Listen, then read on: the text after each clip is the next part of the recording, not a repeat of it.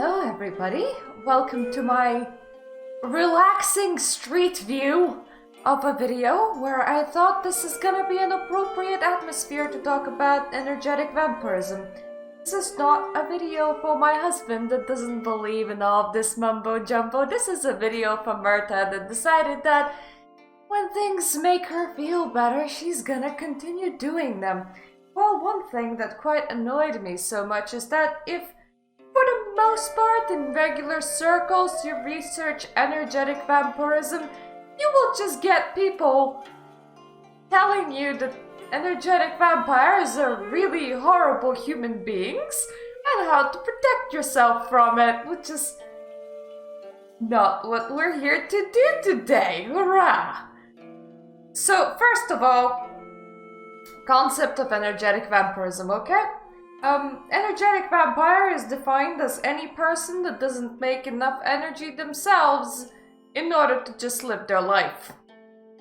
Majority of the people will awake to this part of themselves at about puberty. It's not unheard of for people to kind of be aware of that part of themselves at about 6-8 years old, but majority of people will not get to that part of themselves until puberty. And here's the fun bit, if you ignore that part of yourself, you're kinda either gonna steal people's energy without knowing that you're doing this, or in my case, you will just slowly deplete out of energy until you hit your mid-20s, and then it's kinda like rip you sort of business. I tried energy cycling, I nearly passed myself out. That was before. I'm better now. I'm much better now. When I listened to other people's stories, there was at least one person that nearly actually rest in peace himself at early 20s by completely ignoring that part of himself. So yeah, don't neglect energetic self, especially if it comes with physical symptoms, especially if you're having chronic fatigue, especially if it's getting a lot worse over time. If regular Western medicine is not coming up with answers, please look elsewhere. Just please look. Now that we got that part out of the way of what an energetic vampire is, let me just tell you this, that people energy is just one kind of energy stream. And not everybody's compatible with every kind of energy stream, and not everybody needs people energy. I found my energy source to be in Lucifer. This video is so messed up. But yeah, I pray daily and I get my energy. I actually got a pretty cool deal. Once again, to anyone that's like my husband, which is like, all of this is mumbo jumbo and you're just being very much delusional, I feel so much healthier and better and I have energy. So you know what? If it works, don't knock it. I'm just gonna continue doing it.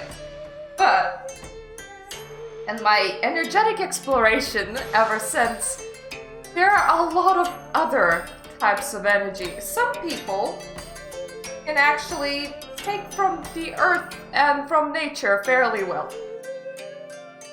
It normally means going out and directing your intent to actually siphon energy into yourself.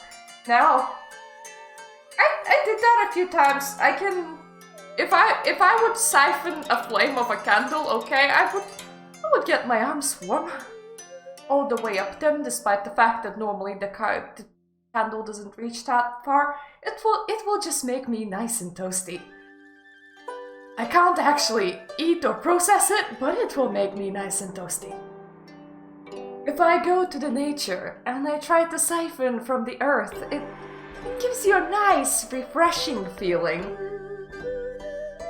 Not like it's kinda like trying to satisfy a hunger with spring water ain't gonna work, but you know, spring water in itself ain't that bad. To some people, this really works. To some people, going out in nature and siphoning from nature really works. I am siphoning off Lucifer. I should stop iterating that. I should definitely stop saying that and iterating that, because the more I say it, the creepier it sounds. It's like Murta's here like, don't worry, if you're a psychic vampire, eating some demons is the solution. Sorry. Some people do need human energy. Now, this is a very nice bit about humans as well. If you find yourself being one of these people that need human energy, humans shred energy all the time without noticing it. And when it leaves their body, it's kind of like it's free territory. Like they don't actually need it. If they go to a supermarket and they get frustrated and they leave a bit of that frustrated energy on the floor, nobody in the right mind is gonna go back and go, oh, I shed some energy, let me just whoop. If they're the kind of person that's very conscious about that, they wouldn't have shed it to begin with. So, free reign, normally, these kind of people, they go out into the wild, normally a supermarket because coronavirus times, and they just kind of hang out about people and collect the droppings. It's the scavenging approach. It's the scavenging approach. I can't stand people energy, so that is totally not me. Very, very rarely you will find people that need quite specifically human energy and need it in such a large amount. They can't just go out and scavenge a bit of this and that. They need a direct connection. Almost impossible to establish that direct connection without the person actually feeling that you're establishing that direct connection. So don't worry, your coworker's probably not sucking you dry. You would probably be informed if they tried. You would definitely feel it. You would definitely feel it. Moving on. That's not a good note to leave on, is it? No, it's not. I'm trying to paint people as less scary than they are. Rather, I'm trying to paint people like people and not like some sort of boogeyman that you find underneath your bed, because for some reason people perceive some other people as some sort of boogeyman that you find under your bed, and I can guarantee you majority of people aren't the boogeyman that you find under your bed. The boogeyman that you find under your bed is mostly probably parts of you, you judgmental prick. There are lots of ways of gathering energy. Like some people use sigils. They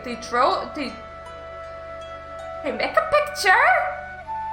Okay, they make a sigil and they leave it in streets and especially in crossings where a lot of people are gonna be angry and they're gonna shed their energy and then they kind of siphon it back to themselves through those means. So most energetic vampires are really harmless people. It's just a definition for anyone that doesn't make enough energy on their own. It's not their fault, okay? It's just the way that you're born. And if you can't accept that part of you, well then rest in peace. You're gonna die really, really early and quite unhealthily. I am so sorry. But yeah, there is some semblance of truth in the fact that other people normally can feel when they're in the presence of one. From anecdotal experiences, it seems that people on the autistic spectrum will identify such people as somebody to ask for help because we just stand out, I suppose, and religious people will identify such people as somebody to burn at the stake. Reactions vary from everybody else. I've had women that looked like they were meth addicts call me a vampire in the middle of the street and yell at me just for existing. Going outside sometimes is an absolutely terrifying experience. Dogs recognize me sometimes. So do some other people. It's like, looks like having the superpower of making everybody angry by just existing in their vicinity. It's amazing, except that you're the target and you can't do anything about it. This has been my lecture to you about energetic vampirism in my really badly defined words, I suppose. I'm leaving links to books in the description down below for more well-worded people in case you want to learn more about what scam existence entails. To anyone that believes that I'm crazy, that's perfectly fine. But it's actually helping me, so I mean, let's say that jumping on your foot 5 times every single day make you shake off a lot of your medical issues. No matter how illogical this is, you will jump on your foot 5 times every single day because, heck, it's making you better. So why not do it?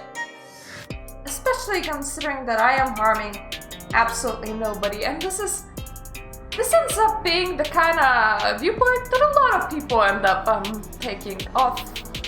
It's making me better, so why would I knock it?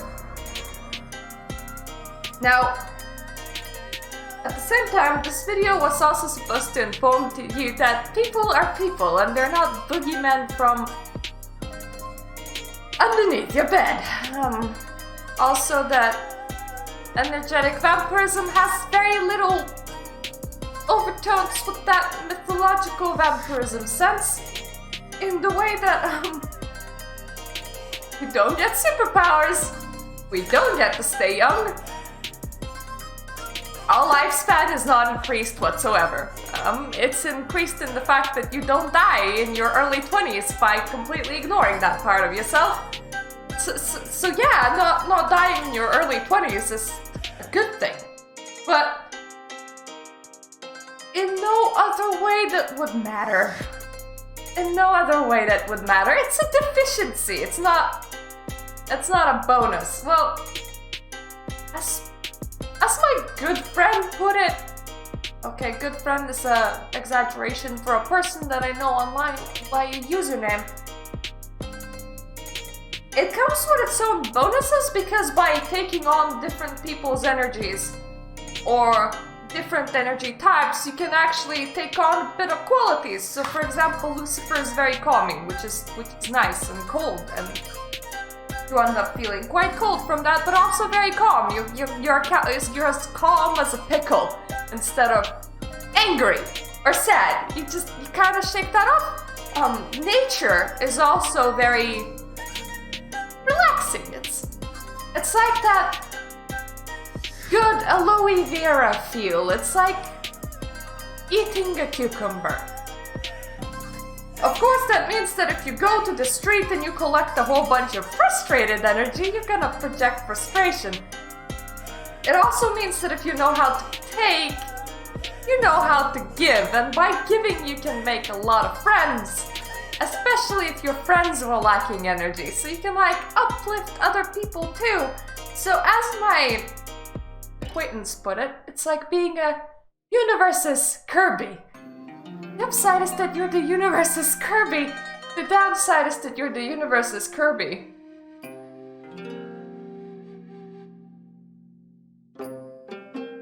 Thank you for coming to my TED Talk. I hope this clears some things up and people look less like they're scary boogeymen underneath your bed, because no, they're not. If you wanna know anything more, well, first of all, there are better books about it. Secondly, always ask questions in the comment section down below. Thank you.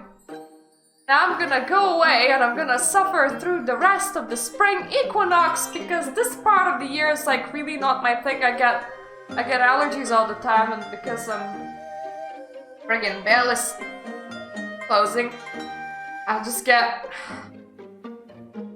It's like the spring and the summer is supposed to be more mundane, while the autumn and the winter gets to be a more ghostly part of year. And when it goes to the mundane, it actually makes me feel like somebody put a rock on my head and just made me fall face first into dirt.